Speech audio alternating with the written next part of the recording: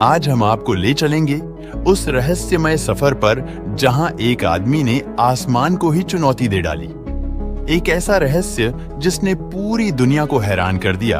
एक ऐसी कहानी जिसका कोई अंत नहीं। आज की कहानी अमेरिका के डीबी कूपर नाम के ऐसे चोर की है जो पूरी दुनिया के लिए आज तक रहस्य ही बना हुआ है।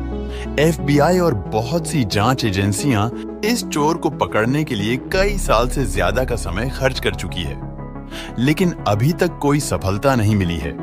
यह घटना 24 नवंबर 1971 की है, जब डैन कूपर नाम का एक व्यक्ति काला सूट पहनकर और काला बैग लेकर एक जेंटलमैन की तरह अमेरिका के पोर्टलैंड एयरपोर्ट पर पहुंचता है और टिकट काउंटर से बोइंग 727 प्लेन में अपने लिए पोर्टलैंड से सिएटल की एक तरफा टिकट बुक कराता है। उस समय अमेरिका के एयरपोर्ट्स में ज्यादा सुरक्षा के इंतजाम नहीं थे, इसीलिए डैन कूपर अपने बैग को आसानी से प्लेन के अंदर ले जाने में सफल हो गए और अपनी सीट 18C पर बैठ जाते हैं। 2:50 PM में प्लेन पोर्टलैंड से टेक ऑफ करता है और टेक ऑफ के कुछ देर बाद उनके फ्लाइट का सफर सिर्फ 30 मिनट का ही था, इसीलिए ज्यादा समय बर्बाद न करते हुए वे अपने योजना में लग जाते हैं। डैन कूपर अपने नजदीक फ्लोरेंस शाफनर नाम की फ्लाइट अटेंडेंट को पास बुलाकर उसे एक पर्ची देते हैं। पहले फ्लाइट अटेंडेंट को लगता है कि कूपर उसके साथ फ्लर्ट कर रहा है, इसलिए वह उसे अपने पर्स में डालती है, लेकिन फिर कूपर उसकी तरफ झुककर धीरे से उसे वह पर्ची पढ़ने के लिए कहता है।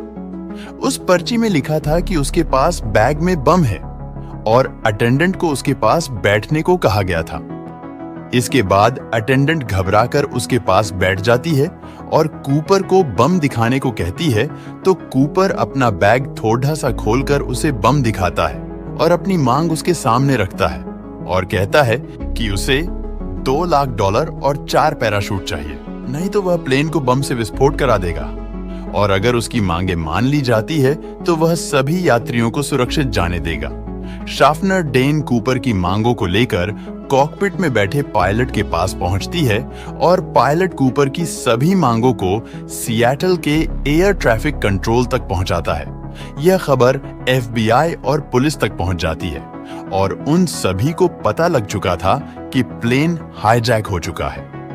एयर होस्टेस जब वापस प्लेन में जाती है तो देखती है कि डैन कूपर काला चश्मा लगाकर बिल्कुल आराम से बैठा है, जैसे कुछ हुआ ही ना हो, और अपना ड्रिंक पी रहा था और वह बिल्कुल भी डरा हुआ नहीं था। इसी वजह से प्लेन में मौजूद यात्रियों को भनक तक नहीं थी कि प्लेन हाईजैक हुआ है। उधर यात्रियों की जान बचाने के लिए FBI द्वारा डैन कूपर की सब मांगों को मान लिया जाता है। वे चालाकी दिखाते हुए पूरे $2 लाख को $20 के नोटों से भरते हैं ताकि बैग ज्यादा भारी हो सके और सभी नोटों के सीरियल नंबर भी तय किए जाएं, ताकि बाद में इस चोर को पकड़ने के लिए आसानी हो सके। 5:39 में प्लेन सिएटल के एयरपोर्ट पर लैंड करता है और कूपर की मांग के पैराशूट और पैसे मिलने के बाद वह अपने वादे के मुताबिक सभी 36 यात्रियों को प्लेन से सुरक्षित उतरने देता है। वह प्लेन में 2 पायलट, एक फ्लाइट इंजीनियर और एक फ्लाइट अटेंडेंट को रहने के लिए कहता है और प्लेन मेक्सिको के लिए उड़ान भरती है और FBI चालाकी से 2 अमेरिकी जासूसी जहाजों को प्लेन के पीछे लगा देती है। टेक ऑफ के दौरान पायलट बताता है कि प्लेन में मेक्सिको पहुंचने जितना ईंधन नहीं है, तो कूपर उसे प्लेन को रीनो, नेवाडा की तरफ ले जाने को कहता है और प्लेन को 10,000 फुट की ऊंचाई में 185 किलोमीटर प्रति घंटे की रफ्तार से कम उड़ाने को कहता है। कूपर एयरस्टेयर कैसे खुलता है इसके बारे में फ्लाइट अटेंडेंट से पूछता है और फिर उसे भी कॉकपिट पर बाकी लोगों के साथ रहने और दरवाजा अंदर से बंद करने को कहता है। 8 बजे के करीब एयरस्टायर खुलने के कारण कॉकपिट में वार्निंग लाइट जलने लगती है और डैन कूपर पैसे और पैराशूट लेकर जहाज से कूदता है और हमेशा के लिए गायब हो जाता है। 15 मिनट में खुले एयरस्टेयर के साथ बोइंग 727 प्लेन रीनो एयरपोर्ट पर लैंड करती है और प्लेन को पुलिस और FBI एजेंट्स द्वारा चारों तरफ से घेर लिया जाता है, लेकिन कुछ ही देर में उन्हें पता चल जाता है कि डैन कूपर भाग चुका है। इसके बाद प्लेन की छानबीन की जाती है, जिसमें से कूपर के टाई का क्लिप और उसके मंगवाए गए 4 में से 2 पैराशूट मिलते हैं। कूपर बाकी के सभी सबूत को अपने साथ ले जाता है, जिसमें उसके द्वारा फ्लाइट अटेंडेंट को दिया गया लेटर भी शामिल था। इस चोर को पकड़ने के लिए FBI द्वारा नॉरजैक नाम से खोज शुरू की जाती है। आंखों देखे गए लोगों द्वारा कूपर का स्केच तैयार किया जाता है। लैंड किए गए इलाके के बहुत से किलोमीटर तक जंगलों और नदियों में कई महीनों तक खोज चलती है। बहुत से घरों की छानबीन भी की जाती है, लेकिन कूपर और उसके पैराशूट का कोई पता नहीं चलता। कुछ ही दिनों में डैन कूपर पूरी मीडिया में छा जाता है, लेकिन एक न्यूज़पेपर ने गलती से डैन कूपर का नाम DB कूपर लिख दिया था और लोगों को ये नाम ज्यादा पसंद आने लगा।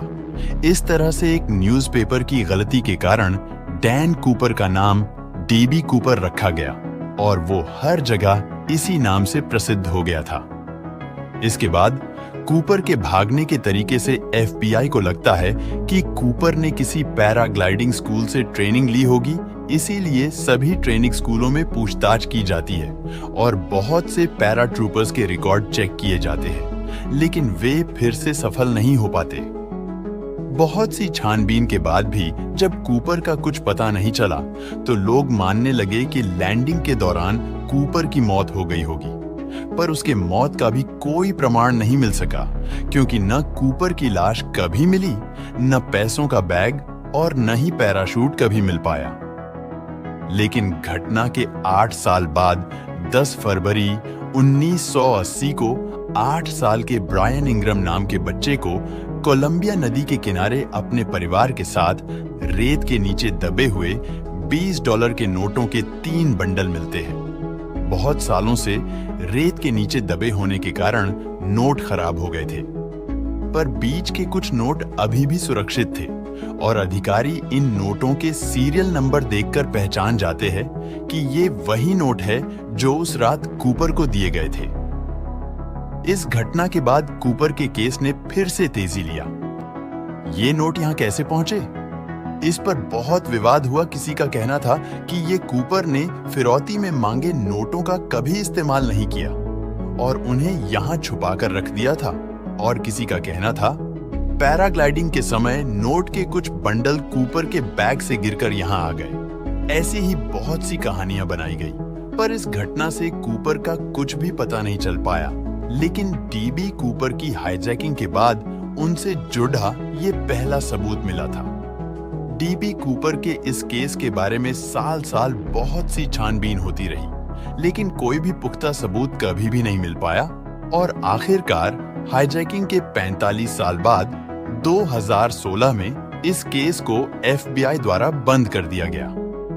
DB कूपर कौन था और कहां चला गया, ये तो कभी भी पता नहीं चल पाया, लेकिन वह दुनिया के इतिहास के सबसे शातिर चोरों में से एक बन गया और एक चोर होते हुए भी वह अमेरिका में एक मशहूर हस्ती बन गया था, जिसकी चालाकी से सभी हैरान थे। आपको ये वीडियो कैसा लगा, हमें कमेंट में जरूर बताएं। अगर आपको ये वीडियो पसंद आया हो तो लाइक करें, शेयर करें और हमारे चैनल को सब्सक्राइब करना न भूलें। अगली बार फिर मिलेंगे एक नए वीडियो के साथ। तब तक के लिए धन्यवाद और अलविदा।